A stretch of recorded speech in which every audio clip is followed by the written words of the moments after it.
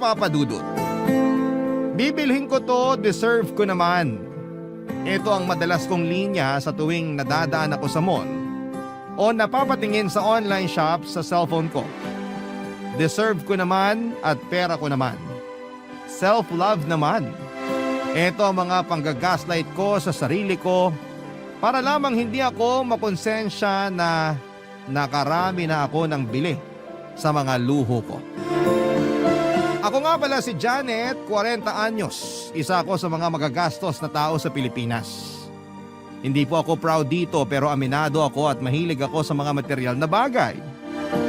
Iyon ang nagpapasaya kasi sa akin. Iyon ang naging drive ko para tapusin ang 8 oras na trabaho ko sa call center. Siguro nakadagdag sa drive ko ang laging pagpupuyat ko kaya naman hindi ko na napapansin na napaparami na ang paglustay ko ng pera sa mga material na bagay na iniisip kong magpapasaya naman sa akin. Lumaki kasi ako sa mahirap na pamilya, hindi na ibigay ng mga magulang ko lahat ng itinuro ko sa mall o tiyangge, Papa Dudut. Kaya naman tumodo ako ng bawi sa sarili ko noong nagkaroon ako ng trabaho sa call center. Mabuti na lang dahil matalino at madiskarte ako sa trabaho. Kaya naman mabilis akong na-promote, Papa Dudut. Sa madaling salita ay lumaki ang sahod ko. Nagkaroon tuloy ako ng panibagong dahilan para gumastos pa. Isang bagay na malakas na tinutulan ng live-in partner ko na si Rafi, Papa Dudut. Mas matanda lang siya ng 5 taon sa akin, may katagalan na ang relasyon namin, komportable na nga siyang sabihin sa akin na hindi niya gusto ang pagiging malustay ko sa pera, Papa Dudut.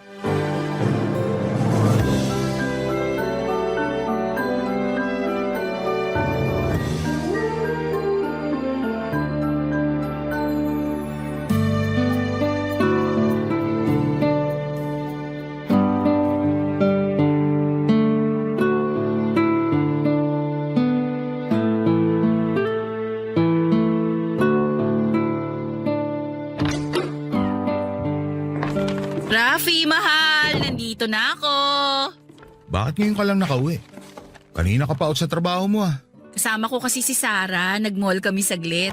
Kailangan kong makahinga. Ang daming nakaka-stress na nangyari sa trabaho kanina eh. Nag-mall ka na naman? Kaya pala ang dami mo na namang bitbit na shopping bags. Nagkataon kasi na sale sa mall kanina. Up to 50% off, ang laki ng tipid ko ah. Hindi ka nakatipid kasi gumastos ka pa rin. Sigurado ako, bumili ka na naman ng mga hindi kailangang gamit. Ano bang hindi kailangan? Tignan mo nga. Bumili ako ng pang-decorate natin sa Valentine's Day. Magiging mapula ang bahay na to sa February 14. Hindi pa nga nagsisimula ang bare months. Pero ang utak mo pang Valentine's na. Naka-ready na rin ako for bare months, no? Heto nga't bumili na ako ng Christmas lights. Gumagana pa ang Christmas lights natin. Bakit bumili ka pa ulit? Hindi ko kasi gusto yung ilaw ng dati nating Christmas lights. Para kang nasa beer house. Hindi siya lang tignan. Gumagawa ka lang na rason para itama yung maling paggastos mo.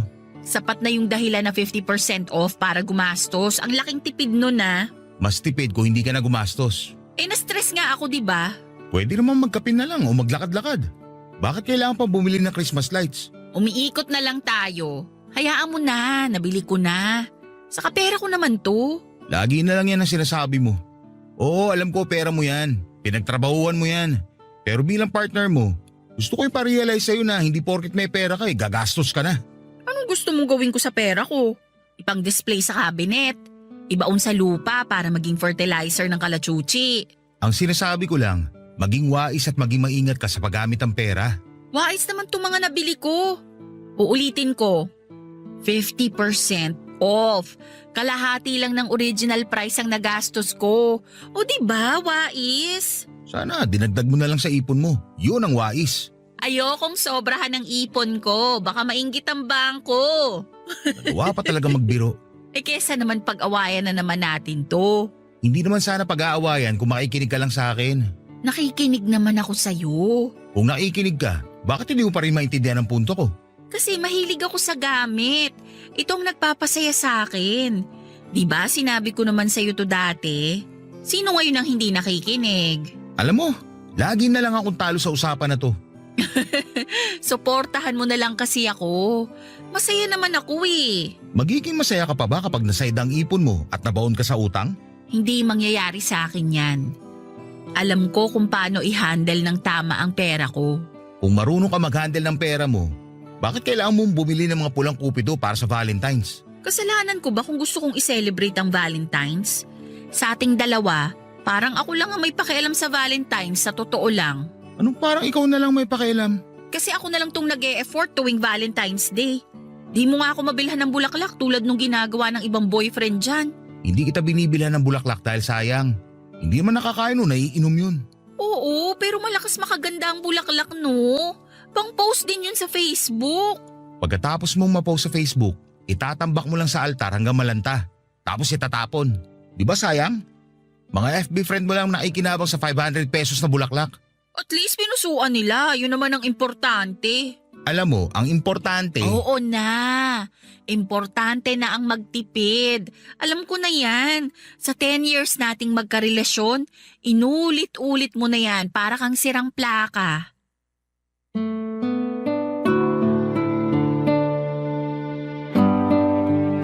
Papadudot na pabuntong hininga na lamang si Rafi sa huling mga sinabi ko. Alam kong ayaw din niya ng away at kahit may gusto pa siyang sabihin ay pinili na lamang niyang manahimik. Hindi naman na namin napalala ang away lalo na kung usapang pera.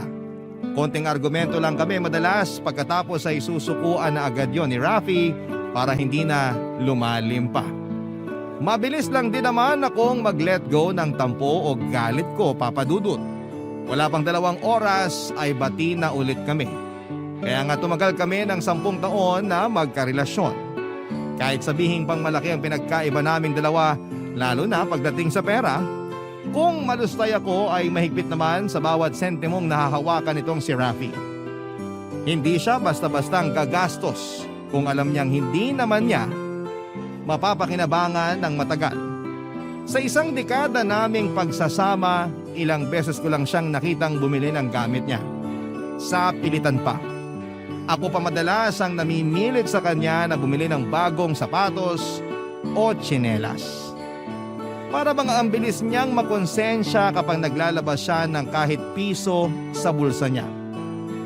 Kuripot kasi ang nakalakhang pamilya nitong si Rafi. Kahit sabihing medyo nakakaangat naman sila noon sa buhay, ay hindi pa rin sila naging malustay, Papadudot. Nakuha marahil ni Rafi ang pagiging mahigpit sa pera sa kanyang mga magulang. Kaya hindi ko talaga maintindihan kung paano kami nagtagal sa relasyon. Magkaiba kasi kami ng values pagdating sa paghawak sa pera. Isang bagay na lagi kong sinasabi sa katrabaho ko, dating kaklase at best friend kong si Sarah. Kaedad ko rin siya, Papadudot. Kami lang ang nagkakaintindihan sa paggastos. Parehas kaming malustay. Parehas kami ng klase ng kinalakhang pamilya. Kaya hindi naging issue sa amin kung hindi marunong magtipid. Kasi deserve naman talaga namin ang lahat ng mga magagandang material na bagay na pinagkait sa amin noong kabataan namin. Minsan nga ay napag-usapan muli namin yon habang nakabreak sa trabaho.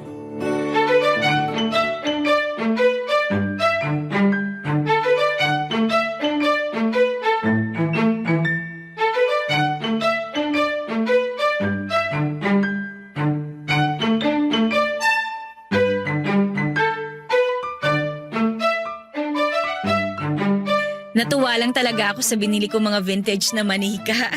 Yan ba yung mga pinost mo sa Facebook kahapon? Yun nga, ang gaganda nila, di ba? Lalo na yung mga suot nilang bestida. Kahit medyo kupas at may mancha na, panalo pa rin ang itsura. Nakita ko nga yan. Nangarap din ako nung bata ako na makabili nung ganong manika kaso mahal talaga eh. Kaya puro paper dolls at text lang ang binili sa akin ni na mama. Ako rin naman. Kaya nga nung nakita ko yung mga manikang yun sa isang online selling group, ay naku, binili ko na talaga. Deserve ko naman eh. Makakailang deserve ko na naman kaya tayo bago tayo huminto sa kakagastos. Nagagalit na si Rafi eh. Ay naku, hayaan mo siya magalit. Hindi mo naman ginagastos ang pera niya eh. Pinagpuyatan mo ang bawat sentimo na pumapasok sa debit card mo, no? Deserve mo naman. Yan na ata ang motto ko hanggang maging senior citizen na ako. Oo, yun bang tipong uugod-ugod ka na tapos mag-hoard ka ng mga maintenance mo? Branded na maintenance ha? Tapos sa dulo sasabihin mong, Deserve ko naman. nakuha mo! Pero alam mo, naiisip kong huminto na rin muna sa kakagastos. Ang laki na rin kasi nung nabawas sa ipon ko dahil sa mga mapanuksong sale na yan. Ay naku, laban lang! Gumamit ka na kasi ng credit card para hindi isang bagsakan yung labas mo ng pera. Papagalitan ako ni Rafi niyan. Demonyo raw ang credit card eh. Eh di pa-bless mo muna bago mo gamitin. Hindi kaya ako mabaon sa utang pag gumamit ako ng credit card? Hindi yan! Ako nga oh! 3 na ang credit cards ko ngayon. Hindi naman ako nabaon sa utang. Basta marunong ka lang mag-manage. Sure ka ba? Magastos ako pero alanganin talaga ako sa credit card. Ano ka ba? Basta umutang ka lang nung alam mong mababayaran mo sa due date. Tsaka pwede namang hatiin ang bayad mo sa loob ng 1 buwan. Hindi mabigat. Tsaka magkakaroon ka pa ng points o rewards kapag lagi mong ginagamit yung credit card mo. Eh di may dagdag pang shopping ka pa, di ba? Para kang recruiter ng credit card na nakikita natin sa mall ha. Detalyado talaga ang pangungumbinsi mo sa akin. Eh kasi naman malaki talaga yung naitulong sa akin ng credit cards eh. Para makuha ko yung mga pangarap kong gamit. May gusto pa naman akong bilhin na luxury bag para magamit ko sa annual conference natin. Para hindi na ako minamata ng mga head natin na ang sasyala ng bag at sapatos. O di ba? May dagdag na rason ka na para gumamit ng credit card. Suportahan kita dyan. Para may kasama akong nagsuswipe pag gagastos. Baka naman hindi ako ma-approve kapag nag-apply ako. Ano ka ba? Mabilis lang magpa-approve ng credit card dito sa Pinas. Ipakita mo lang na magastos ka, matutuwa sila sa'yo. Baka kasi ma-decline ako lalo't first time ko. Hindi nga, maniwala ka. Baka wala pang 1 linggo nasa gate nyo na yung credit card mo. Mabilis ka lang ma-approve lalo na't malaking pangalan tong kumpanya natin. Tsaka mataas na ang posisyon mo Pag hindi ka na-approve, may karapatan ka magtampo. Sige na, mag-a-apply na ako. Turuan mo ako kung paano. Huwag mo ko isusumbong kay Rafi na ako naghikayat sa'yo ha. Baka yan friend na ako nun sa Facebook. Naku, matagal ka na niyang in-unfollow sa Facebook. Naiirita siya sa mga pinupost mo tungkol sa pagsha-shopping mo. Pag nalaman pa niya na ako nangumbinsi sa'yo na mag-credit card ka, nako, baka ipakulam ako nun. Kokontrahin ko ang kulam niya sa'yo. May tita ko nagpapahid ng langis sa noo para mawala ang epekto ng kulam.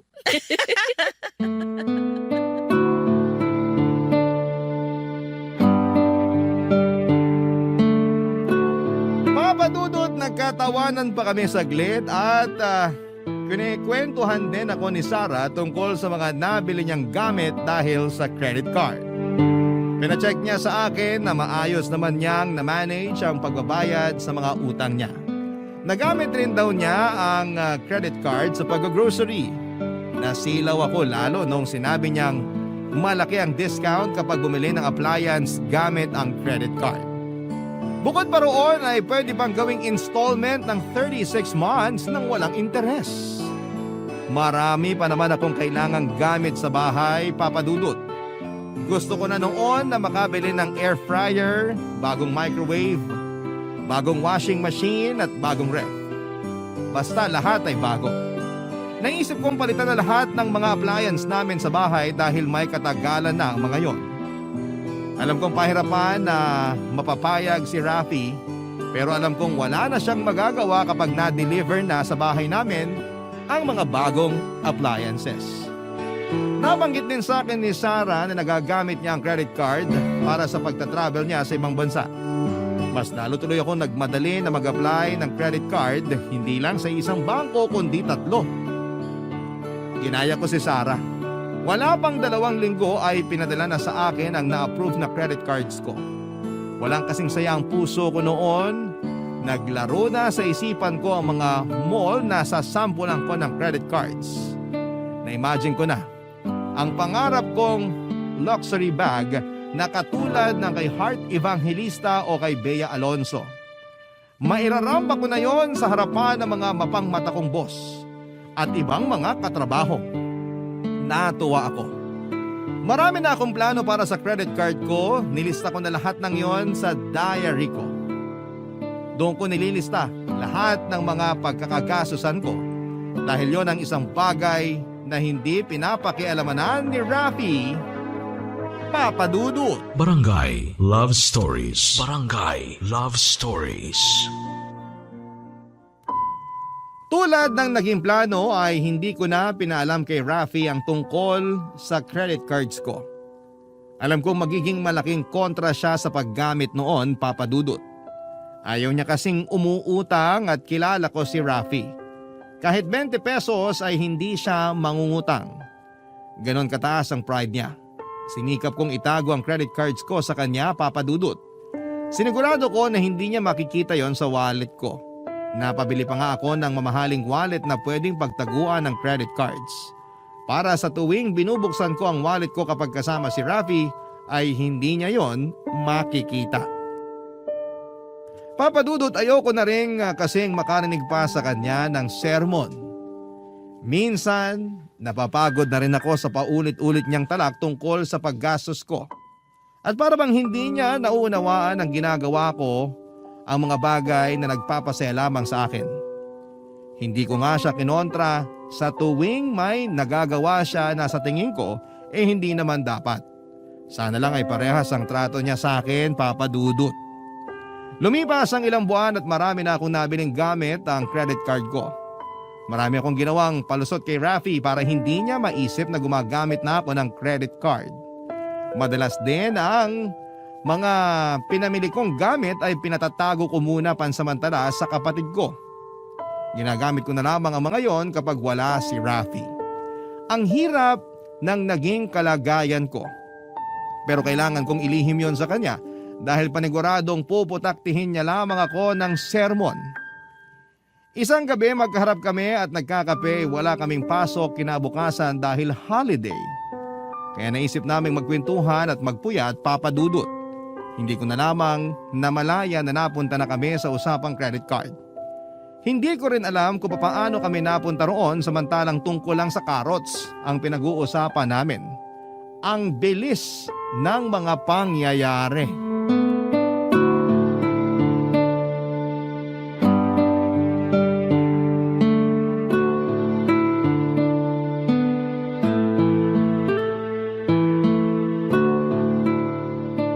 Gumawa yung pamangkin ko ng tula tungkol sa carrots. Maganda ba?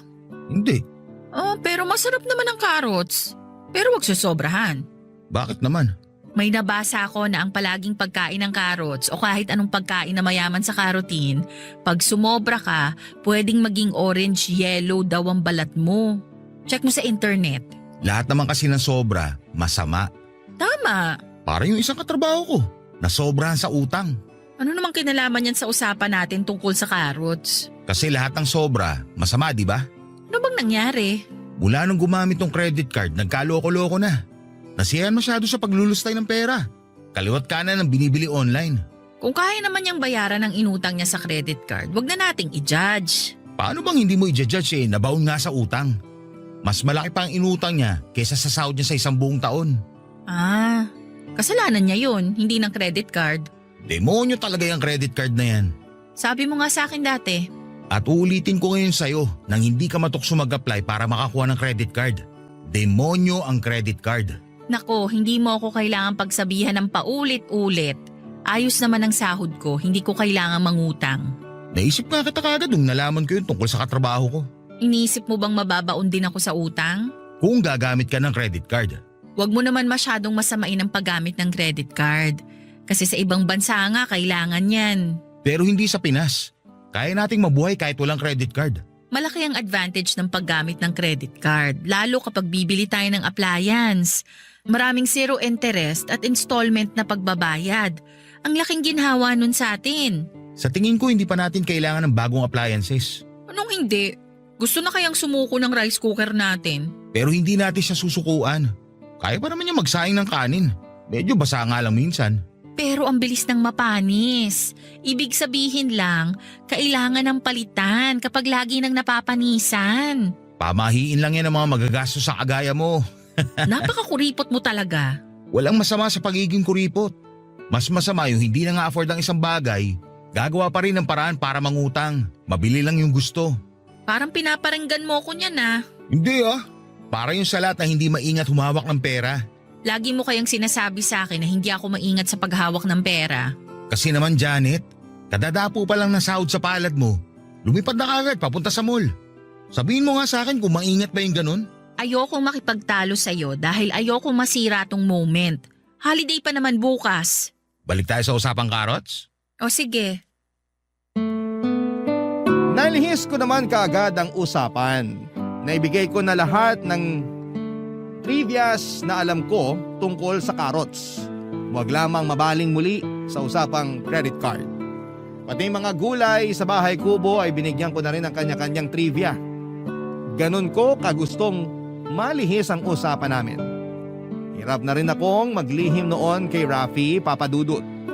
Alam kong mabilis makahalata si Rafi sa tuwing nagsisinungaling ako sa kanya. Sinubukan kong ibalik ni Rafi sa credit card ang usapan kasi hindi pa rin niya maintindihan kung bakit nalubog sa utang ang katrabaho niya nang dahil doon. Nagkunwari na lamang ako na inaantok na at inaya ko na siyang matulog at pumayag naman siya, Papa Dudut. Kaya lang ay hindi rin ako kaagad nakatulog noong nahiga na kami sa kama. Napaisip na rin ako sa mga sinabi ni Rafi. Ayaw ko namang umabot na mabaon ako sa utang pero base sa mga ginastos ko nung nakaraan ay posibleng mangyari yon kung hindi pa ako magpapaawat. Kaya lang ang hirap tumigil lalo na kapag nahawakan mo na ng personal ang mga gusto mong bagay. Yun ang mahirap ipaintindi kay Rafi. Magkaiba kasi kami ng hiling. Hindi talaga siya nasisilaw sa mga material na bagay. Ang tanging bisyo lamang niya noon ay ang makasama ako at magkape sa mumurahing coffee shop. Gustuhin ko mang ibida sa kanya ang saya na nararamdaman ko sa tuwing dumarating na ang mga in-order ko online ay hindi ko magawa ng mga panahong yon. Sa totoo lang ay nawala ang saya ko sa mga pinamili ko sa tuwing pinaparamdam sa akin ni Rafi na mali ang paggastos ko. Hindi ko tuloy ma-share sa kanya kung gaano ako kasaya sa mga yon. Kaya ang ending kay Sarah ko madalas na ibibida ang mga pinamimili ko. Dahil siya lang naman ang nakakaunawa sa sitwasyon ko, Papa Dudut.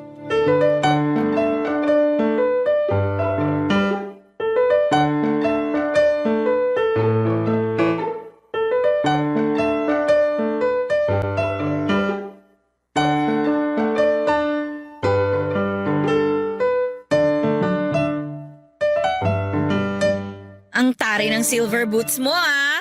Saan mo naman gagamitin yan? Tuwing Sunday, pag magsisimba. Naku, baka bigla kang kidlatan ng langit dahil sa silver boots na yan ha? Charot. Kahit kidlatan na ako ngayon na. Char! Ang ganda kaya. Maganda rin tong shawl mo ha. Bagay siya pang Tagaytay. Pangpuna sa labi ko kapag kumakain ako ng bulalo. Iwas sebo. Ang sosyal naman ang pangpunas mo ng bibig. Branded na shawl pa ha. Siyempre, Tagaytay yun. Kailangan syala ang shawl. Hoy, ikaw ha. Napaparami na yata yung mga binibili mo. Baka ma-max out mo na yung credit card mo niyan. Hindi pa naman ako umaabot doon. Hindi pa naman? So may posibilidad na oo? Huwag kang magdilang, Anghel. Kakukuha ko lang ng bagong ref at washing machine. Hinihintay ko na lang na i-deliver. At paano mo naman ipapaliwanag yun kay Rafi? Hindi niya alam ang tungkol sa credit cards mo, di ba? Nasolusyonan ko na yon. Paano? Sasabihin ko sa kanya na napanalunan ko sa raffle sa annual conference natin. Sinakto ko na yung araw ng delivery 3 days after ng conference natin. Brainy ba? Ako na yun. Magaling yan ha, okay ka. Paano yung mga susunod na bibilin mong appliances? Raffle ulit ang irarason mo. Oo naman, maniniwala pa rin si Rafi. Alam kasi niya na swerte ako sa raffle. Dati pa naman ako nananalo ng raffle. Yung rice cooker at microwave nga na gamit namin ngayon, napanalunan ko pa yun sa Christmas raffle sa isang mall.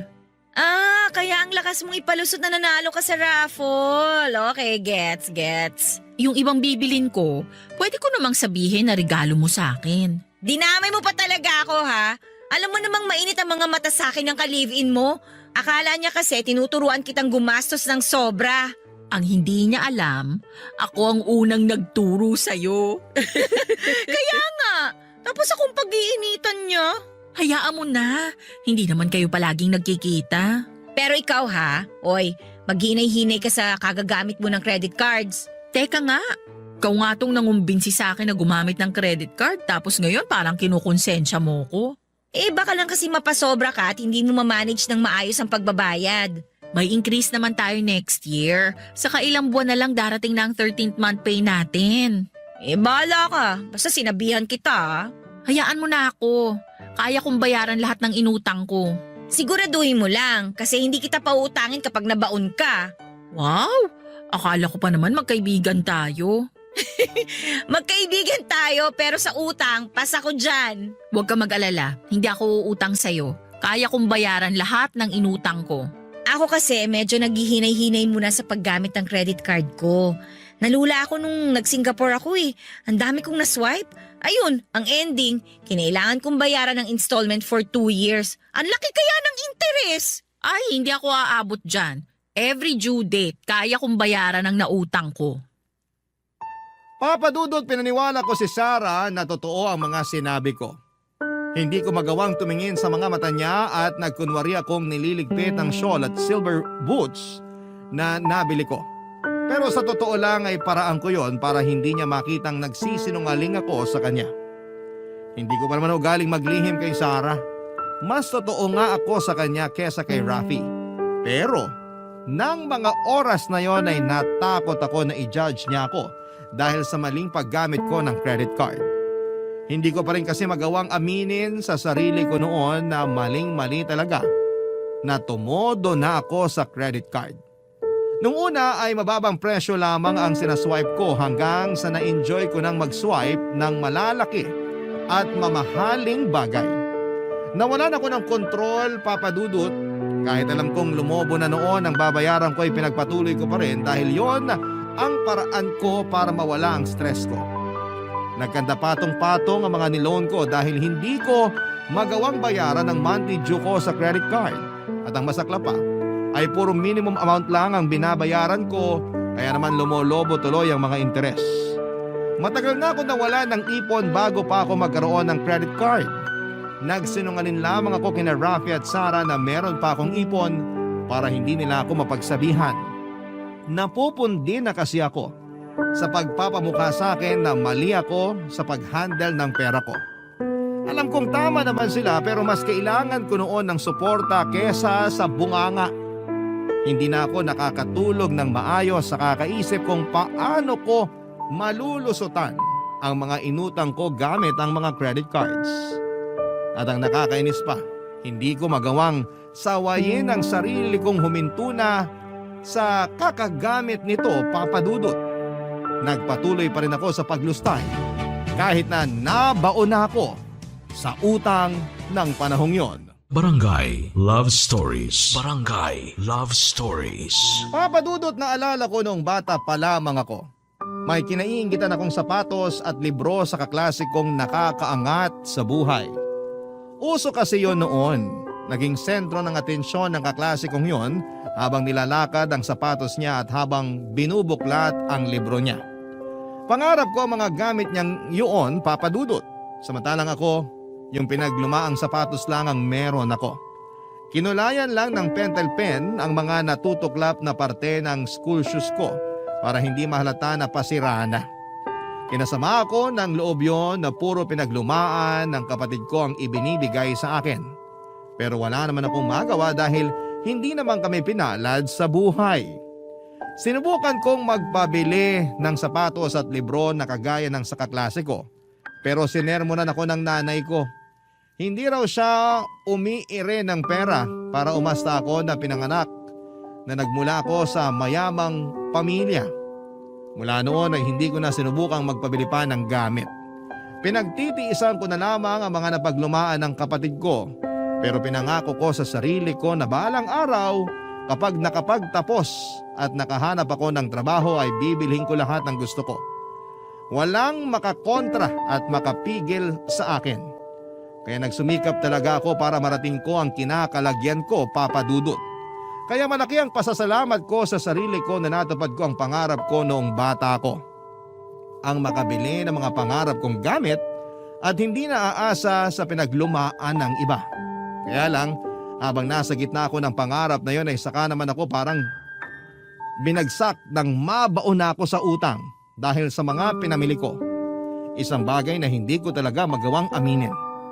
Lagi na lang akong wala sa sarili kapag kaharap ko si Rafi. Lagi na lang ako nakatulala at malayo ang iniisip, Papa Dudut.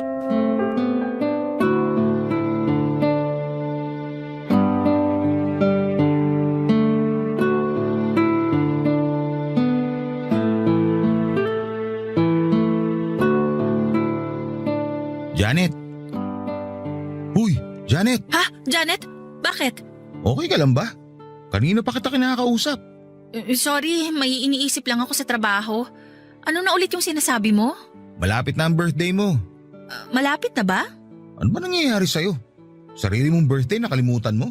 Tad-tad lang kasi ako ng gagawin sa trabaho. Pasensya na. Saan mo balak mag-celebrate? Wag na siguro, gastos lang yan. Ha? Kailan ka pa tumanggi sa gastos? May next year pa para mag-celebrate ng birthday. Buhay pa naman ako noon, sure ako. Darating kasi yung dalawang kapatid ko sa birthday mo. Ha? In-invite mo sila sa birthday ko? Hindi naman. Naisip lang nilang umuwi ng Pinas eh. Nagkataon na ang balik nila sa mismong birthday mo. O tapos? Gusto ko mag-celebrate tayo ng birthday mo. May mga na-check na akong birthday packages sa mga hotel. Kasama na rin yung mga kwarto natin. Hala, edi ang laki ng gagastusin. Medyo, pero binigyan naman ako ng discount lalo na di peak season ng birthday mo. Kahit nabigyan ka ng discount, mahal pa rin yan. Ayaw mo bang mag-dinner na lang tayo dito sa bahay? O kaya mag-eat all you can restaurant? Ngayon mo pa naisip magtipid eh. Kailangan ko ang gumastos ka ngayon. Bakit? Alam mo naman yung dalawang kapatid ko. Lagi minamatay yung pagstay ko sa Pinas.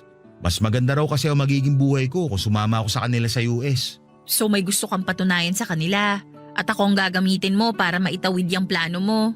Medyo. Pero syempre, priority natin na ikasasaya mo sa birthday mo. Alam ko naman na gusto mo ikaw lagi ang center of attraction tuwing birthday mo. Nagbago na kasi ako. Gusto ko low-key na lang lahat. Batiin mo lang ako sa Facebook ng happy birthday. Feeling ko nakapag-celebrate na ako ng birthday sa 5-star hotel noon. Hindi naman pwedeng batiin lang kita sa Facebook. Ano ka ba? Gusto ko memorable ang birthday mo. Saka parang reunion na rin ng pamilya ko at pamilya mo. Hindi ko feel mag-reunion eh. Sa Pasko na lang siguro o wag na lang at all. Janet, parang… Alam mo, ikaw tong nagtuturo sa akin na magtipid tapos ngayon parang tinapon mo na lahat ng pangaral mo sa akin tungkol sa pera. Ano bang nangyayari sa'yo? Ikaw nga ang dapat tanungin ko. Ano ba nangyayari sa'yo? Gusto ko lang kasing maging matipid ngayon. Nag-sink in na kasi sa akin lahat ng pangaral mo sa akin. Ngayon ko nasisimulan. Wrong timing naman yung pag-sink in ng mga pangaral ko sa'yo. Saka mo na simulan, pagkatapos na lang ng birthday mo. Gumastos ka pa ngayon. Hindi naman ganun kalaki mababaw sa ipon mo, sure ako dun. Ako ang magbe-birthday. Kaya dapat ako ang masunod. Ayokong bawasan ang laman ng bank account ko. Wow, nagbago ka na talaga. Proud ako sa'yo. Thank you. Hayaan mo, ako na lang ang gagastos sa birthday mo. Regalo ko na sa'yo. Bumili ka na lang ng isusuot mo. Alam ko naman na gusto mo laging bago ang damit mo tuwing birthday mo. Tumango na lamang ako sa huling sinabi ni Rafi para hindi na humaba pa ang usapan. Nabigla talaga ako sa plano niyang bonggang celebration para sa kaarawan ko. Samantalang dati kinukontra niya ang bonggang pa-birthday ko. Nagkataon pa kasi na uuwi ang mga kapatid niya kaya kailangan tuloy niyang patunayan na asensado rin kami kahit nasa Pinas kami. Wrong timing talaga. Yon ang naisip ko. Pinilit din niya akong bumili ng bagong damit pero wala na akong may pambibili pa. Dahil nakala na ang buong sahod ko sa pambayad paunti-unti ng utang ko. Hindi pa naman nakakahalata si Rafi dahil majority ng mga gastusin sa bahay ay siya ang umaako. Mabuti na lang at na ganon ang setup namin. Si Rafi na rin ang umasikaso para sa celebration ng birthday ko. Panay lang po ang oo ko noon para hindi na humaba ang usapan at hindi ma-open ang topic tungkol sa pera. Mabuti na lamang at madalas siyang good mood tuwing inaayos yung para sa birthday celebration ko. Sa totoo lang, Papa Dudut, gusto ko nang tablahin ang birthday party na gusto niya sanang mangyari kasi nga ay nakukonsensya kung gumastos. Samantalang panay na ang tawag sa akin ng mga bangko para bayaran ang utang ko sa credit card. Hindi na ako mapakali sa dapat kong gawin. Alam kong anytime ay pwede akong mabuko ni Rafi. Kailangang maunahan ko siya. Dumating yung pagkakataon na gusto ko nang aminin sa kanya ang totoo, lalo na nung pinadalhan niya ako ng sulat. Nang pinadalhan ako ng sulat sa bahay ng isang bangko na pinagkakautangan ko. Mabuti na lang at ako ang nakatanggap ng sulat. Alam kong kailangan ko nang maging totoo kay Rafi, kaya naman napilitan na akong aminin sa kanya ang katotohanan. Isang araw nga pagkatapos naming makipagkita sa coordinator para sa birthday ko ay inamin ko na ang katotohanan tungkol sa credit card ko.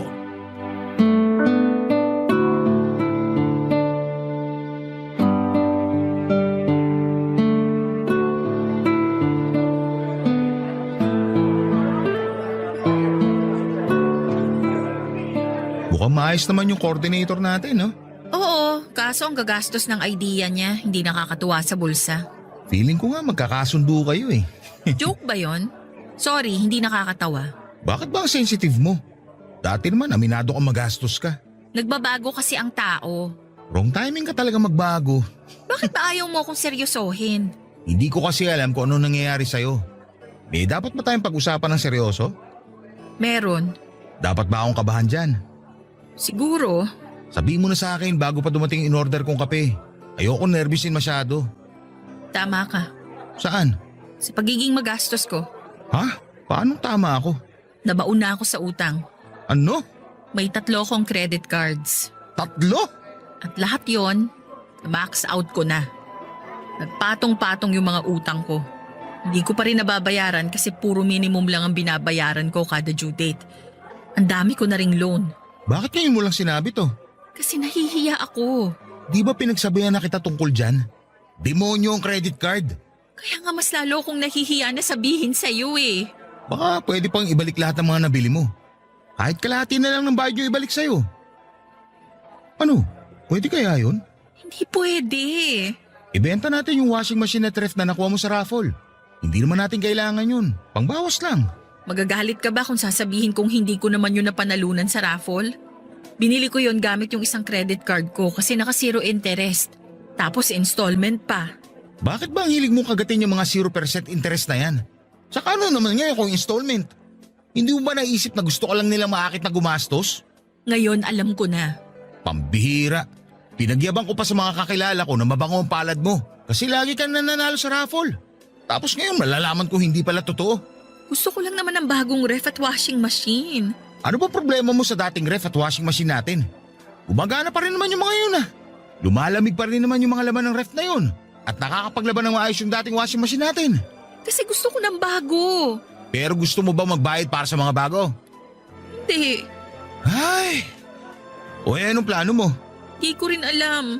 Kinukulit na kasi ako ng mga collection agency para bayaran yung mga utang ko. Malamang yan ang gagawin nila. Huwag mo naman sana akong pagalitan ngayon. Kailangan ko ng pangunawa mo. Gusto kitang unawain pero naiinis ako sa'yo ngayon. Naiinis din naman ako sa sarili ko ngayon eh. Ay, okay lang ba sa'yo na hindi na mag-celebrate ng birthday mo? Nung nakaraan ko pa naman sinasabi na wag na, nakukonsensya na kasi ako. Ako na magbabayad ng utang mo sa credit card. Gagamitin ko na lang yung budget ko sana para sa birthday celebration mo. Yun na lang regalo ko sa'yo. Gagawin mo yun? Sa isang kondisyon. Sige, kahit ano. Gupitin mo sa harapan ko yung mga credit card mo. At ipangako mo sa akin na hindi ka na uutang ulit. Tumango ako ng ilang ulit sa mga sinabing kondisyon ni Rafi Papadudut. Nagmadali akong kinuha ang gunting at ang 3 credit cards ko. Ginupit ko ang mga yon sa harapan niya. Madilim pa rin ang aura ni Rafi noon dahil mukhang pinoproseso pa lamang niya mga nangyayari. Nahiyaman ako pero niyakap ko siya para magpasalamat sa pag-ako niya sa utang ko. Nagpasalamat din ako sa pangunawa niya. Tinulungan niya akong ayusin ang mga nautang ko. Marami akong gamit na pinagpasyahan ko ng ibenta. Binawi ko na rin ang lumang ref at washing machine sa kapatid ko para mabenta na namin ang bagong ref at washing machine. Si Rafi ang umasikaso noon lahat para sa akin. Mabuti na lang at magaling sa pagbabudget si Rafi. Tinulungan din niya ako ng tamang sasabihin sa bangko kapag humarap na ako para ayusin lahat ng niloan ko. Hindi naging sapat ang perang nailabas ni Rafi para mabayaran ang mga inutang ko. Pending din kasi ang mga pinagbentahan ko sa mga nabili kong gamit. Kaya naman napilitan si Rafi na lapitan ang mga kapatid niya para umutang. Pinaliwanag niya ang mga nangyari at tinanggap ni Rafi lahat ng pangaral ng mga kapatid niya sa kanya. Mas lalo akong nakaramdam ng hiya sa mga nangyari. Napakabuti ng ka-live-in partner ko. Nilunok niya ang pride niya para maisalba ako sa mga pagkakautang ko. Hindi niya pinaramdam sa akin na nagbago ang tingin at pagmamahal niya. Kasi kahit wala kaming pera ay nagawa pa rin niyang itawid ang birthday ko. Nakapag-celebrate pa rin kami kahit konti lang ang handa at konti lang ang imbitado. Naging masaya ako, Papa Dudut. Naging payapa ang puso ko. Hindi naman pala kailangan gumastos ng malaki para lamang maging masaya. Tama nga sila. Sapat na yung napapaligiran ka ng mga taong nagmamahal sa iyo kahit na walang-wala ka na. Sa kalagayan ko, Papa Dudut, ay si Rafi po yun. Maraming salamat sa pagbasa ng liham ko sakaling mapili po ito sa napakaraming nagpapadala sa inyo. Abangan ko po itong ma-upload sa inyong YouTube channel.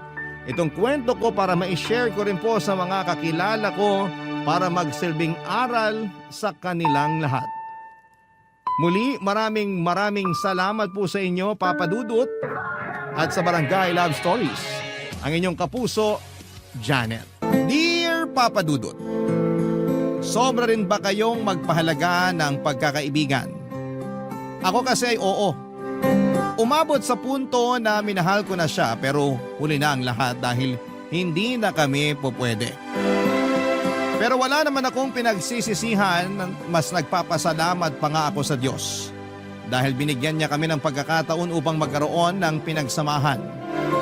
Importante na maging grateful tayo sa mga bagay kaysa habang buhay na dalhin ang pagsisisi sa ating puso. Bago ko umpisahan ang kwento ko ay magpapakilala muna ako sa inyo. Ako po si Arnold, 34 years old at taga Malate, Manila. Nagtatrabaho ako sa isang pribadong kumpanya bilang assistant supervisor. Matagal na akong nakikinig sa programa ninyong Barangay Love Stories. Karamay ko ang bawat kwento ninyo sa lungkot at saya na nararamdaman ko. Na-inspire din po ako at natututo ng mga aral sa buhay dahil sa mga istoryang tinatampok ninyo. Kaya naman naisipan ko na sumulat sa Barangay LS. Magsisimula ang kwento ko noong nasa kolehiyo pa lamang ako, Papa Dudut. Habang nag-aaral ay nagtatrabaho ako ng part-time sa isang coffee shop. Kung saan ay nakilala ko si Jessie na hindi nagtagal ay naging kaibigan ko. Hindi tulad ko ay regular na doon si Jessie dahil hindi na siya nag-aaral. Mahirap lang kasi ang pamilya nila at may 6 siyang nakababatang kapatid. Na-stroke ang mama niya at ang papa na lamang niya ang bumubuhay sa kanila na isang jeepney driver. Pangarap ni Jessie ang makapagtapos ng kolehiyo at maging flight attendant. Matangkad kasi siya, Papa Dudut, maganda at gusto raw niyang makapag-travel sa iba't ibang lugar dito sa Pilipinas at sa abroad. Pero hindi na yon natupad nung napilitan siyang magtrabaho para makatulong sa pamilya nila, Papa Dudut.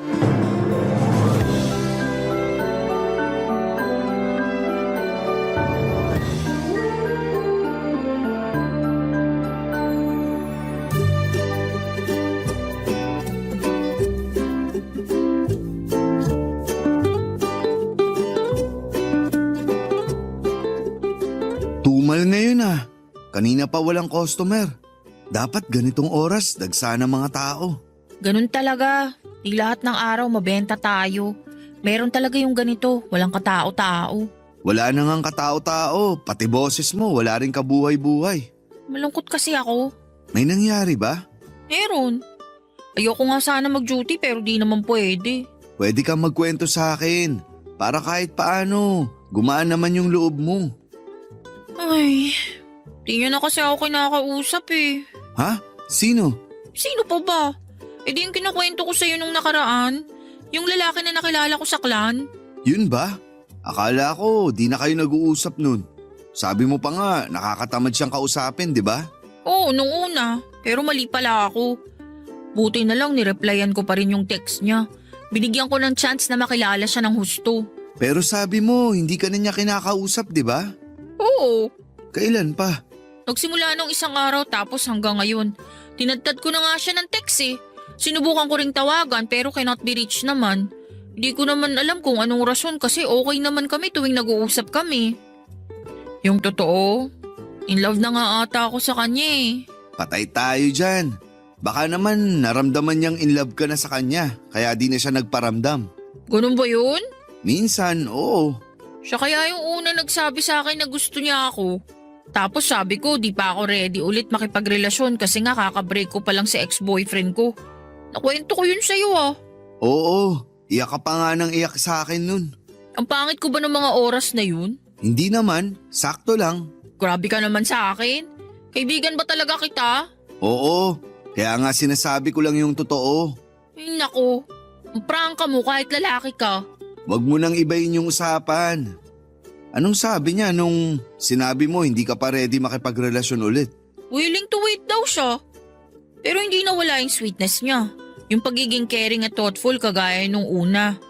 Kaya na-inlove na rin ako. Sinabi mo ba yan sa kanya? Sasabihin ko pa lang sana kaso hindi na nagre-reply eh. Tapos hindi ko na matawagan number niya.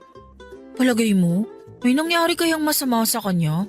Hindi ko alam pero palagay ko niloko ka lang niya. Hindi totoo na in love siya sa'yo. Talaga? Bakit naman niya gagawin yun wala naman siyang mapapala sa akin? Hindi ko alam pero malay mo, ginawa ka lang niyang pampalipas oras. Tapos nung nagsawa na siya, di ka na niya na-replyan. Nagkita na ba kayo? Hindi pa. 2 linggo pa lang naman kami nag-uusap eh. 2 linggo pa lang naman pala. Makaka-move on ka rin doon. Paano mahal ko na nga siya. OA man kung tutuusin pero kahit na sandali pa lang kami nag-uusap at hindi naging kami, broken hearted na ako. Hirap sa'yo, dali mong magtiwala sa mga lalaking nakaka-text mo. Mabait kasi sila sa akin at alam mo naman type ko 'di ba? Sweet, caring, thoughtful. Kaya lang kayong mga lalaki talaga sa una lang kayo magaling eh. Oh, wag mong latin. Okay sige, pwera sa'yo. Saka sa mga tatay natin. Pero yung iba ganun na lahat. Ay, pakiramdam ko tuloy. Magkakasakit ako kasi broken hearted ako. Kung totoong mahal ka niya at kung para kayo sa isa't isa, babalik yun. Pag hindi, hayaan mo na lang siya. Sana nga ganun lang kadali yun.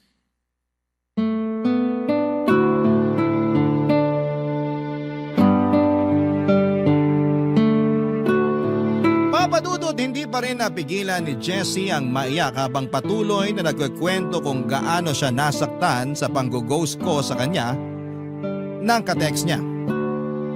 Sa totoo lang ay hindi yon ang unang beses na umiyak siya dahil sa isang lalaki. Maraming beses na at ako na lang yung naaawa sa kanya, Papadudod. Ewan ko ba kung bakit hindi pa rin madala-dala ang kaibigan ko o sadyang malas lang siya sa mga lalaking kinakausap niya at nagiging boyfriend. Pero siguro ay wala naman talagang malas sa pag-ibig. Maling tao lang yung minamahal niya. Kaya nga nasasaktan ako kapag nakikita ko siyang broken-hearted. Hindi niya deserve na tratuhin ang masama ng mga lalaking nakarelasyon o nakausap niya. Sa kabilang banda ay hindi ko rin mapigilang mainis kay Jessie dahil sa mga padalos-dalos niyang desisyon. Lalong-lalo na sa pag-ibig. Madalas kahit na hindi pa siya tuluyang naghihilom ay sinusubukan na niyang makipagmabutihan sa kausap niya. Tapos ay maling tao na naman ang makikilala niya. Kaya nauuwi na naman yon sa pagkabigo ng puso niya. Ewan ko ba sa kaibigan kong yon. Lagi kong sinasabi sa kanya na ang hilig kasi niyang magmadali kaya madalas siyang nagkakamali. Pero alam ko naman na choice niya pa rin yon at sarili pa rin niya ang masusunod kahit na sandamakmak ng payo ang sinabi ko sa kanya. Kaya nga pagkaraan lamang ng 3 linggo simula nang ma-broken hearted si Jessie, nalaman kong meron na naman siyang kausap na lalaki. Tapos pagkalipas ng 1 buwan, meron siyang pinagtapat sa akin, Papadudod.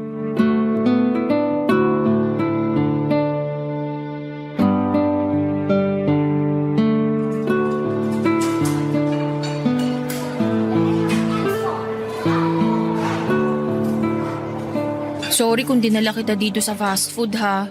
Maliit lang kasi bahay namin tas magulo pa mga kapatid ko. Ayos na rito, at least may mauupuan tayo. Okay lang. Sorry din kasi nagpunta ako sa inyo ng biglaan. Ilang araw ka na rin di pumapasok. Tapos hindi ka rin daw nagre-reply sa text ng manager natin. Kaya pinapunta na niya ako sa inyo. Oo nga eh. Nababasa ko naman mga text nyo pero wala lang akong lakas para mag-reply. May sakit ka ba? Wala. Mukha kang matamlay. Gusto mo, hatid na kita sa inyo? Huwag muna. Dito na muna tayo. Ano bang nangyayari sa'yo? Nag-aalala na tuloy ako. May sasabihin ako pero huwag kang magugulat ah. Depende sa sasabihin mo. Ano ba yun? Buntis ako. Ano? Kaya hindi ako nakakapasok sa trabaho kasi naduduwal ako. Lalo sa umaga. Tapos nahihilo rin ako. Feeling ko di ko kakayanin mag-duty. Kaso di ko naman masabi sa manager natin. Natatakot tuloy ako na baka tanggalin na lang niya ako eh. Kaya nga niya ako pinapunta para alamin yung kondisyon mo. Saka di naman yun basta-basta nagtatanggal. Mabait yun. Sana nga. Sana di niya ako tanggalin. Ay, natatakot kasi ako. Hindi ko alam kung paano sasabihin tong kondisyon ko. Sa totoo lang, ikaw pa lang nakakaalam eh. Kahit sa pamilya ko, hindi ko pa sinasabi kasi paano na lang kung magalit sila sa akin. Lalo na si tatay. Sa pagkakakilala ko sa tatay mo, di naman siya ganung tao. Mahinahon siya, mabait, saka masipag na padre de pamilya. Oo, pero baka madismaya siya sa akin. Nangako ko sa kanya na hindi muna ako magkakaanak kasi tutulungan ko pa siya sa pagtatrabaho para sa pamilya namin. Nasa tamang edad ka naman na. Sa kakarapatan nila ng mama mo na malaman yung totoo. Sa una, nakakatakot. Pero hindi mo naman maitatago ng matagal yung pagbubuntis mo. Mabuti mong gawin, sabihin mo sa tatay ng baby mo na kausapin mga magulang mo. Humingi kayo ng sorry kung nadismayan nyo man sila. Tapos, mangako kayo na itataguyod nyo yung anak nyo. Nagagawin nyo lahat kahit na mahirap magpalaki ng bata. Sana nga ganun lang kadali yun. Kaso, problema ko yung tatay ng anak ko. Nung nalaman ko kasing buntis ako, sinabi ko sa kanya. Pero tinanggi niya na siya raw ang ama. Sira ulo ba siya? Hoy, huwag ka namang sumigaw. Tingnan mo, pinagtitinginan na tayo. Sorry, hindi ko lang napigilan. Nakakainis kasi. Sira ulo yung nakabuntis sa'yo eh. Sino ba yan? Yun ba yung lalaki nakakausap mo? Oo.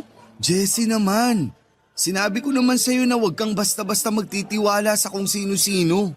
Hindi naman siya kung sino-sino. Boyfriend ko na siya.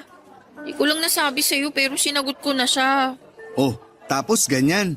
Nung nabuntis ka na niya, biglang hindi raw siya ang ama. Oo. Ewan ko ba dun? Sinubukan ko namang ipaliwanag sa kanya na siya talaga yung tatay nitong dinadala ko. Pero sabi niya, hindi niya matatanggap yung baby namin. Ayaw pa raw niya magkaanak, kaya nakipaghiwalay siya sa akin. Halika, puntaan natin siya sa bahay nila. Kaso lang di ko alam kung saan siya nakatira eh. Ano? Arnold naman! Huwag ka sabi sumigaw! Naiiyak na tuloy ako. Sorry ulit, pero nakakagigil lang kasi. Paano hindi mo alam yung bahay nila? Posible ba yun? Boyfriend mo siya? Kasi sabi niya taga-Pasig daw siya. Pero hindi ko naman alam kung saan doon. Isang beses pa lang naman kami nagkita. Tapos may nangyari na sa amin. Sa telepono ko lang binalita sa kanya na buntis ako. Bakit ka naman pumahig na may mangyari sa inyo? Mapilit kasi siya kaya nadala ako.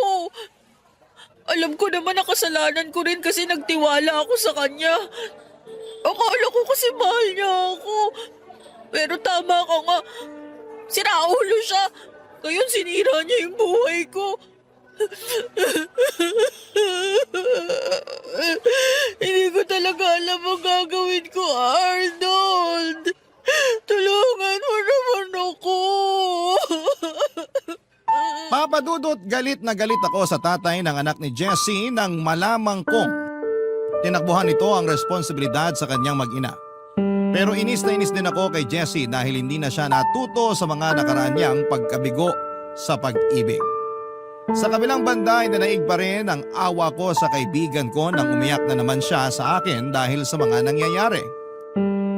Para siyang walang kakampi ng mga panahon na yon at ako na lamang ang matatakbuhan niya, Papa Dudut. Kaya nga pinili ko na lamang na kumalma at damayan siya. Pinayuhan ko rin siya ng mga dapat niyang gawin tulad ng pagsasabi ng kondisyon niya sa kanyang pamilya. Sa huli, nakumbinsi ko rin si Jessie na magsabi sa tatay niya. Mabuti na lang dahil hindi naman nangyari yung kinakatakutan niyang negatibong pagtanggap ng pamilya niya sa pagbubuntis niya. Kaya naman nakahinga kami ng maluwag. Panatag na rin ako na meron siyang malakas na support system para ipagpatuloy ang kanyang pagbubuntis. Bago pa lang may panganak ni Jessie ang baby niya ay lagi na niyang sinasabi na kukunin niya akong ninong, Papa Dudut.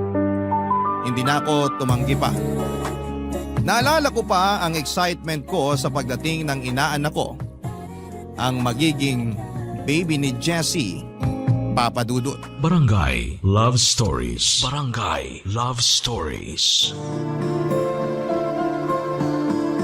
Papa Dudut, halinhinan kami ng kapatid na babae ni Jessie sa pagsama sa kanya para magpa-check up at ipa-ultrasound ng baby niya.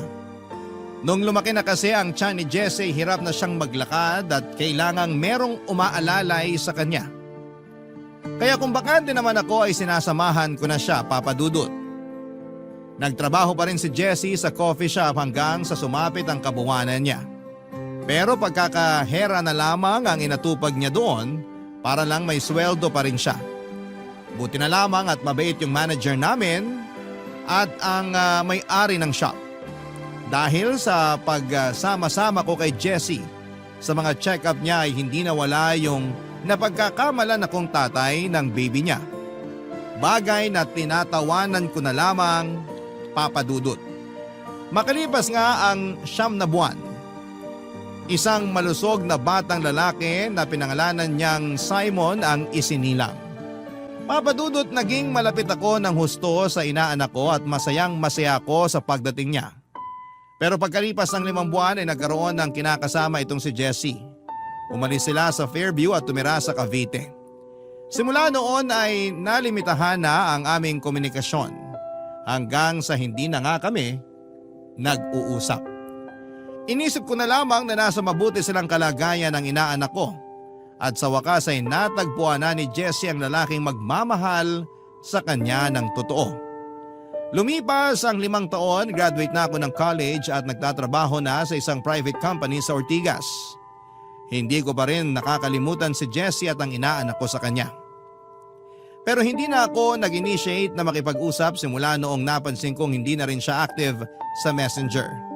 Hindi na rin siya nag-reply sa huling text ko noong kinukumusta ko sila ng inaanak ko. Kaya nga laking gulat ko, nang isang araw ay nakita ko siya sa opisina namin, Papa Dudut.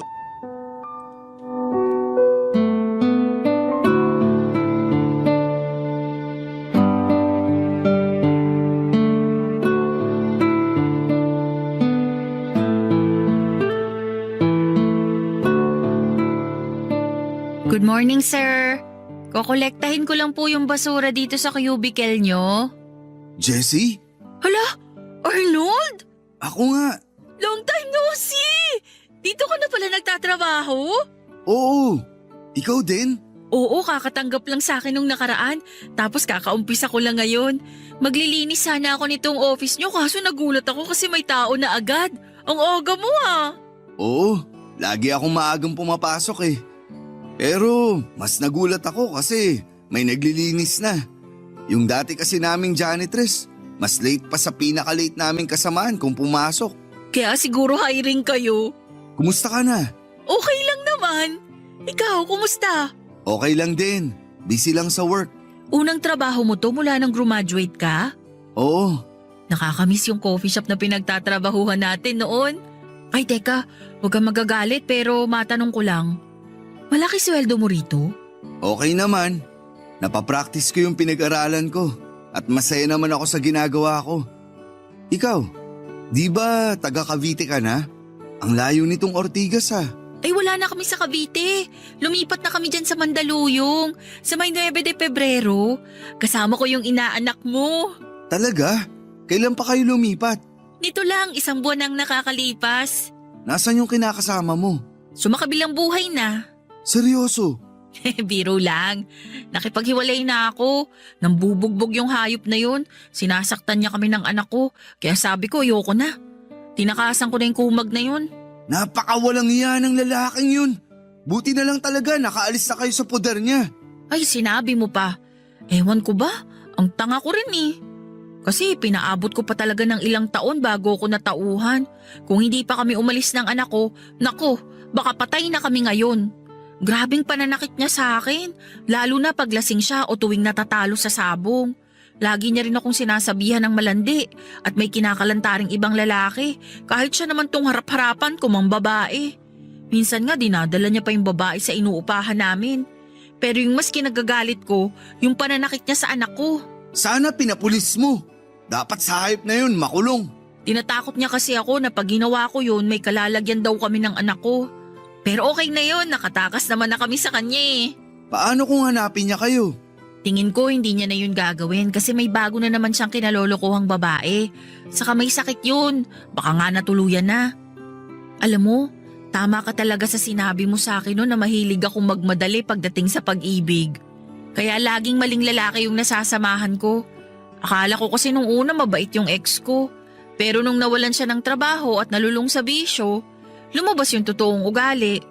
Naging mahigpit din siya sa akin. May pagkasiloso kasi kaya kulang na lang ikulong na ako sa bahay namin.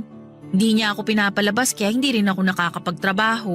Hindi ko akalain na ganyan yung dinanas mo. Akala ko pa naman, nasa maayos na kayong kalagayan ng anak mo. Kasalanan ko kasi sumama agad ako sa kanya at nagtiwala.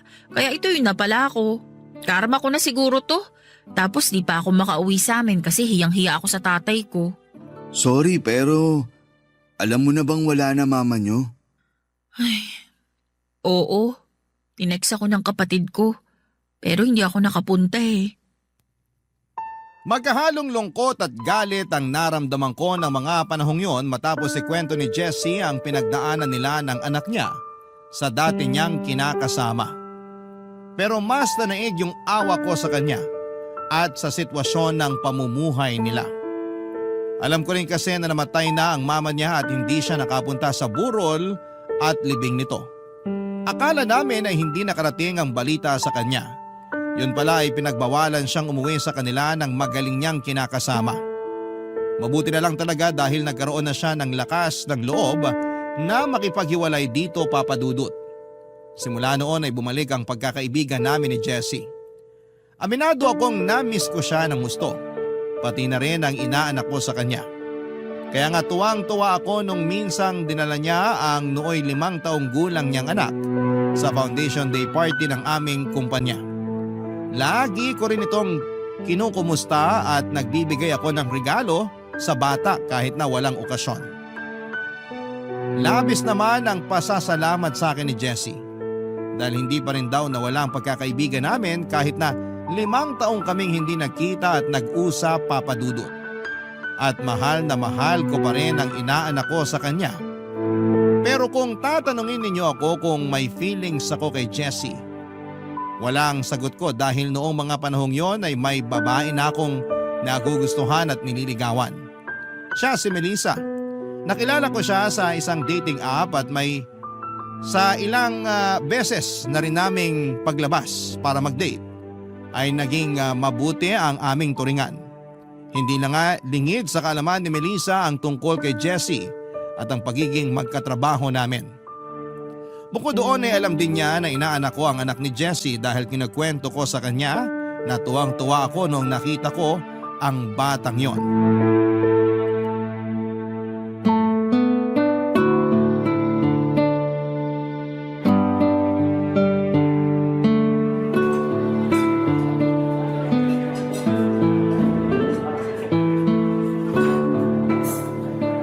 Ganda naman itong restaurant na pinagdalhan mo sa akin. Mukhang sosyal.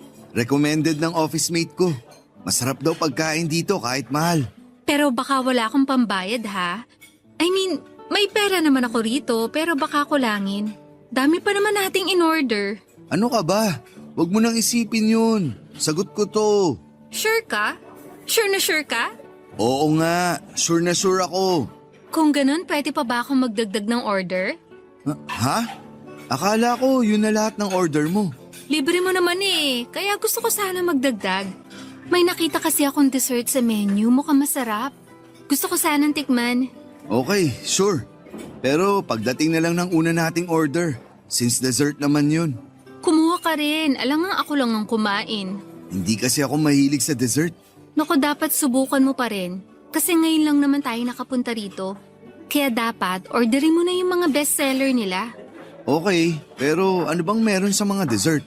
Marami. Plano kong orderin tong triple chocolate cake. Ikaw, subukan mo tong tiramisu, tapos patikim ako ha. Sige, Naku, excited na ako.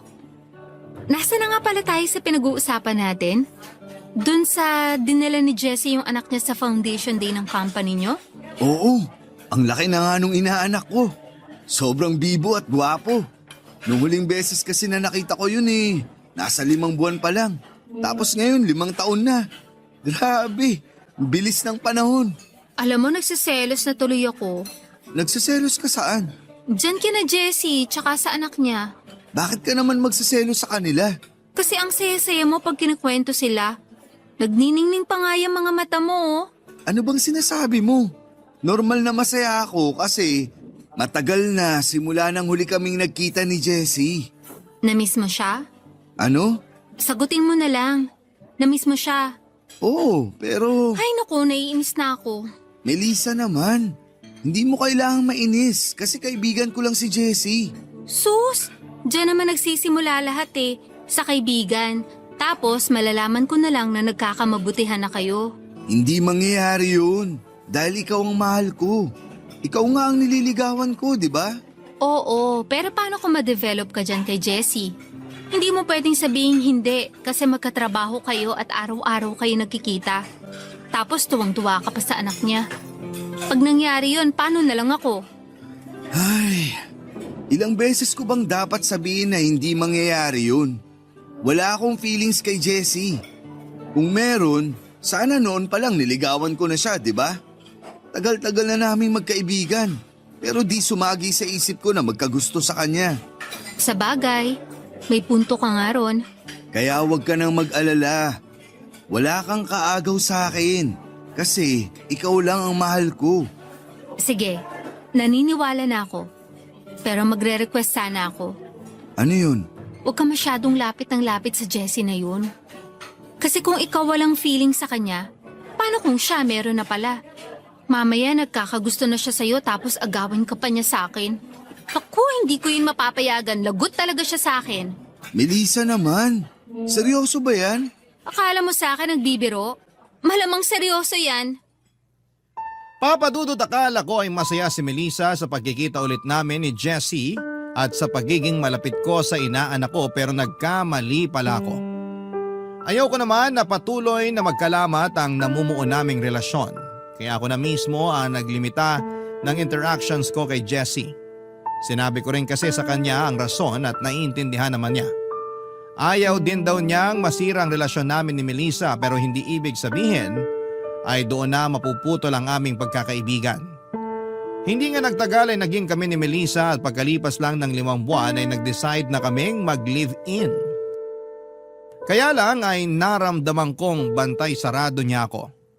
At mas naging vocal siya na ayaw niya akong makipaglapit kay Jessie at sa anak nito. At dahil mahal ko siya ay sinunod ko ang gusto niyang mangyari, kahit na nalulungkot ako. Kaya lang minsan ay sumosobra na si Melissa dahil kahit na wala naman akong ginagawang masama ay pinagbibintangan niya akong nakikipag-ugnayan pa kay Jessie. Na may feelings ako sa kaibigan ko at nagtataksil sa kanya. Dumating yung punto na mas lamang na yung stress kaysa happiness sa relasyon naming dalawa ni Melissa. Papadudot. Barangay Love Stories. Barangay Love Stories. Papadudot, pakiramdam ko ay nasasakal ako sa relasyon namin ni Melissa. Pero inunawa ko pa rin ang pinanggagalingan niya. Ginawa ko rin ang lahat para patunayan sa kanya na siya lang ang mahal ko at wala nang iba pa. Umabot pa nga sa punto na para hindi na kami magtalo ay hindi na niya ako takutin na hihiwalayan ay nag-resign na ako sa pinagtatrabahuhan namin ni Jessie para lamang mapalayo sa kanya. Mabuti na lang dahil nakahanap naman ako ng panibagong mapapasukan sa Cubao at simula noon ay hindi na rin kami masyadong nag-aaway ni Melissa.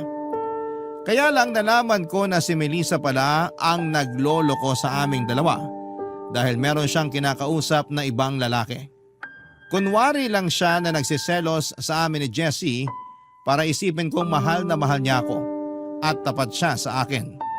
Galit na galit ako sa kanya pero nagmakaawa siyang patawarin ko. Sa huli na naig ang pagmamahal ko kay Melissa kaya naman pinatawad ko siya, Papa Dudut. Inopen din niya sa akin na hindi naman talaga siya galit kay Jessie at sa anak nito at walang kaso kung makipaglapit ulit ako sa bata. Kaya nga simula noon ay kinukumusta ko na ulit ang inaanak ko pero Papa Dudut pagkalipas lang ng isang buwan. Bumalik na naman ang dating ugali ni Melissa kung saan ay pinagseselosan na naman niya itong si Jessie.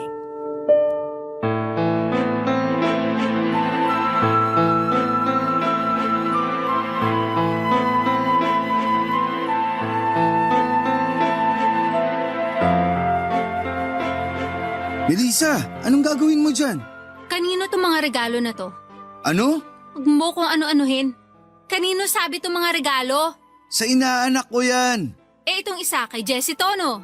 Oo, sa kanya nga. Gamit lang yan sa bahay. Birthday niya kasi nung nakaraang linggo. Tapos laruan naman para sa anak niya. Eh narinig ko lang kasi na gusto ng Wala bata. akong pakialam. Bigay ka ng bigay ng regalo sa mag-inong yun. Nakakairita na ha? Ano bang problema mo? Eh inaanak ko naman yun sa kakaibigan ko si Jessie. Birthday din niya nung nakaraan. Masama bang regaluhan siya? Oo, masama. Siguro, iniisip mo na naman na may feelings ako kay Jessie, no? At bakit? Masama bang isipin ko yon? Lalo na ngayon na nagkakausap ulit kayo? Nagkakausap kami, pero hindi naman madalas. Kinukumusta ko lang yung inaanak ko. Yun lang yun. Maniwala sa'yo. Baka niloloko mo na ako ha? Ayusin mo lang talaga. Hindi ako ang manluloko sa ating dalawa rito. Anong sinabi mo? Ulitin mo nga yung sinabi mo? I'm sorry, okay? Anong sorry ka dyan? Akala ko ba napatawad mo na ako sa ginawa ko sa'yo? Eh bakit ngayon inuungkat mo pa yung nakaraan? Masisisi mo ba ako kung hanggang ngayon di pa rin mawala sa akin yung ginawa mo? Baka nakakalimutan mo. Niloko mo ko. Oo, pinatawad na kita. Kasi mahal kita. Pero wag mo naman akong madalaing mag-move on sa kasalanan mo. Tapos ngayon, pinapalabas mo na naman na niloloko kita. Alam mong hindi ko yan magagawa sa'yo. Eh bakit kasi puro ka na lang Jessie? Pesting Jessie na yan. Bakit pa kasi siya bumalik sa buhay mo at kasama pa talaga yung anak niya? Sana hindi na lang sila nakaalis dun sa poder ng dati niyang kinakasama para hindi na kayo nagkita ulit. Naririnig mo ba yung sinasabi mo? Masamang tao yung dating kinakasama ni Jessie. Tapos, gusto mong sana di na lang sila nakaalis doon ng inaanak ko? Kasi inaagaw ka niya sa akin, lalo na yung inaanak mo. Walang nangaagaw sa akin, Melissa. Imahinasyon mo lang yan. Alam mo, sumusobra ka na eh. Hindi na ako natutuwa sa'yo at sa mga pinagsasabi mong yan. Di ka naman ganyan dati ah. Anong nangyari sa'yo? Hindi ko alam. Basta ang gusto ko, layuan mo yung mag-inang yan. Nilayuan ko na sila para sa'yo. Pero sabi mo, ayos lang na kumustahin ko yung inaanak ko. Tapos biglang ganyan? Nasisiraan ka na yata ng ulo. Siraulo na kung siraulo. Basta gusto ko, layuan mo sila. Itong mga regalo na to dapat hindi na makarating sa kanila eh. Anong gagawin mo sa mga yan? Ano pa nga ba? E di sisirain ko? Melissa, tigilan mo yan. Ikaw ang tumigil! Yan! Dapat sa mga to inaapakan para magdurog at hindi na mapakinabangan. Papadudod para sa akin ay hindi na makatwiran si Melissa dahil sa kanya naman mismo galing ang permiso na makipag-communicate ulit ako sa inaanak ko at kay Jessie. Tapos malalaman ko na may tinatago pala siyang hinanakit sa mag-ina. Hindi na yon tama dahil wala ba siyang konsensya. Paano niya nagawang magsalita ng ganon samantalang wala naman silang ginagawang masama sa kanya, Papadudot? Para sa akin ay hindi yon patas. Lalo na hindi rin naman madali ang pinagdadaanan ni na Jessie. Hindi nga nagtagal ay nagkaayos din naman kami ni Melissa pero naramdaman kong tumamlay na ang relasyon namin. Sa totoo lang ay parang hindi naman kami naging okay simula nang nalaman kong may iba siyang naging lalaki. At nung mahuli ko ulit na nakikipag-usap siya rito ay hindi na ako nagdalawang isip na makipaghiwalay na sa kanya. Pero bago umalis sa apartment ko si Melissa, ininsulto niya ako at sinabihan na nagawa lang niya yon kasi cheater daw ako. Alam ko sa sarili kong wala akong ginagawang mali at masama sa relasyon namin, pero hindi ko pa rin mapigilang sisihin ang sarili ko kung bakit hindi tumagal ang pagsasama namin. Buti na lang at to the rescue ang kaibigan kong si Jessie para ako naman ang damayan at payuhan niya ng mga panahong yon, Papa Dudut.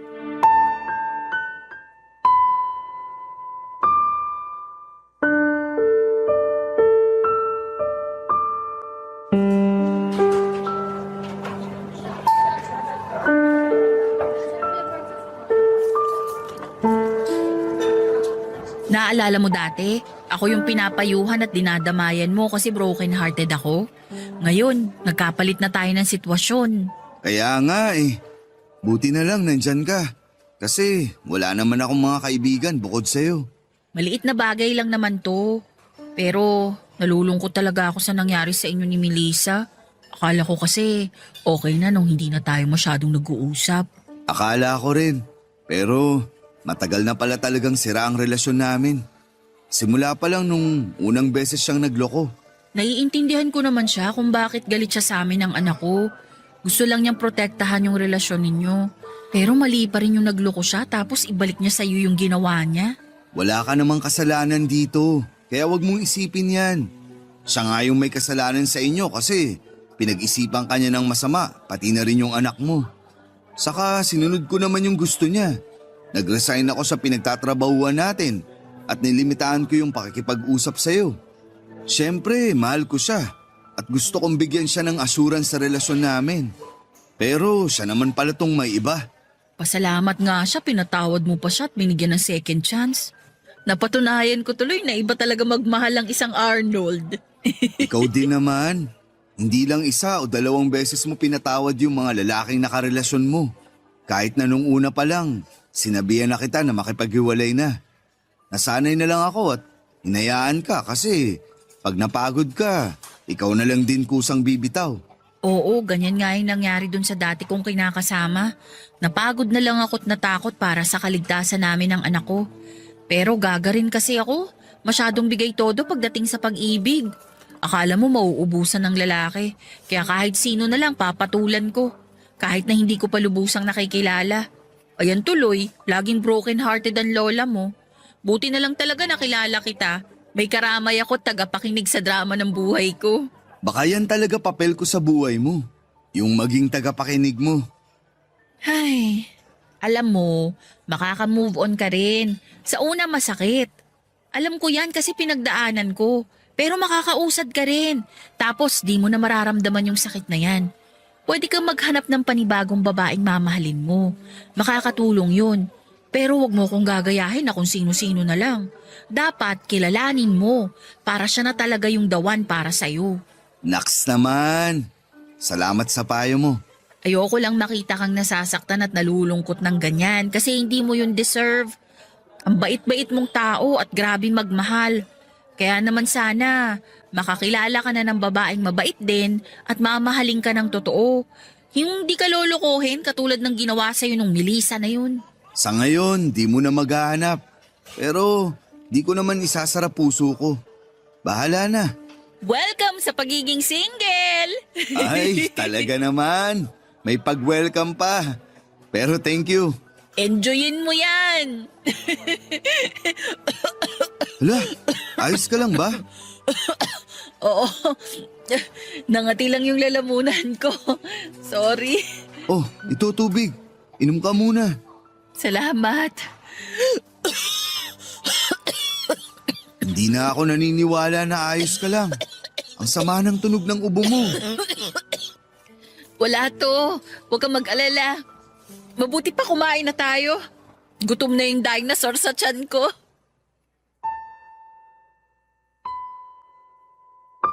Papadudot ang simpleng ubo na yon ni Jessie ay lumala at nauwi sa pulmonya, bagay na matagal na pala niyang iniinda. Nalaman ko na lamang yon nang isang araw ay tumawag sa akin ang may-ari ng inuupahan nilang apartment habang natataranta. Kasabay noon ay binalita niya sa akin na sinugod nila si Jessie sa ospital dahil ilang araw na pala itong nilalagnat pero hindi nagsasabi sa kanila. Kabado ako pagpunta sa ospital na kinakaroonan niya pero hindi ko akalain na maaabutan ko siyang nire-revive, Papa Dudut. Sobrang bilis ng mga pangyayari. Pumanaw si Jessie ng araw na yon at wala akong nagawa para iligtas ang kaibigan ko. Naisip ko na mga oras na yon na kung mas naging mausisa lang sana ako sa sakit niya at pinilit siyang magpatingin sa doktor ay baka naagapan pa namin. Hindi na sana yon lumala pa at di sana ay hindi siya nawala. Iyak ako ng iyak kasi iniwan na ako ni Jessie. Iniwan na ako ng kaibigan ko. Pero ang mas kinakalungkot ko ay naulila niya ang anak niya. Hindi ko na po idedetalye ang mga sumunod na nangyari pero ako ang naging punong abala. Sa pagpapaalam na nangyari sa pamilya niya, pag-aasikaso ng burol hanggang sa maihatid namin si Jessie sa huling hantungan. Ang sakit-sakit lalo na hindi ko naipagtapat kay Jessie na may nararamdaman ako sa kanya. Sana pala ay mas maaga kong na-realize para nasabi ko kaagad sa kanya ang lahat. Bagaman hindi ako sigurado kung magugustuhan niya ako ng higit pa sa isang kaibigan. Gusto ko pa rin sanang sumugal. Pero hindi pa nagsisimula ang laban ay talo na ako. Sa kasalukuyan ay ako na ang tumatayong guardian ng inaanak ko matapos naming magkasundo ng tatay ni Jessie na ampunin ko na ang bata. Pumayag naman sila basta dadalaw pa rin daw kami sa kanila para makilala sila ng bata. Pinapangako ko kay Jessie noon na alagaan at mamahalin ko ang anak niya. Hindi lang bilang isang ninong kundi bilang isang ama. Maraming salamat po Papa Dudut sakaling mapili po ninyong i-ere ang istorya ng buhay ko at sana kapulutan po ito ng aral at inspirasyon ng mga kabarangay natin. God bless po sa Barangay Love Stories at sa Barangay LS 97.1. Ang inyong forever kapuso at kabarangay, Arnold.